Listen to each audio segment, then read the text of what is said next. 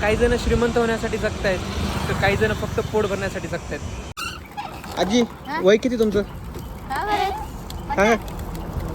आणि बाबांचं बाबा ओढतं का या वयात तुम्हाला? तुम्ही जर कधी मखमालाबाद गावातून थोडं पुढे आले तर गणाधीश हॉल आहे, गणाधीश बँकेट हॉल. आणि इकडे समोर राव हॉटेल आहे, तिथेच समोर या आजी आजोबांची रसवंती आहे. तुम्ही नक्की एकदा भेट देऊ शकता.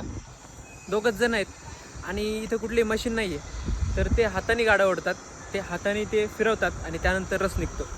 चव काय सांगू, एवढी अप्रतिम चव आहे. तुम्ही एकदा नक्की भेट द्या. धन्यवाद बाबा.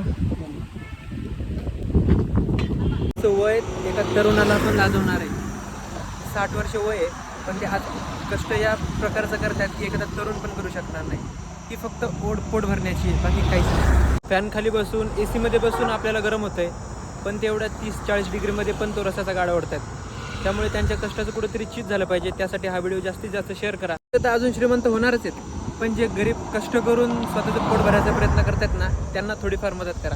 मदत म्हणजे पैसे जाऊन देऊ नका, फक्त त्यांचा जो व्यवसाय जे ते काम करतायत तिथे जाऊन घ्या, विकत घ्या.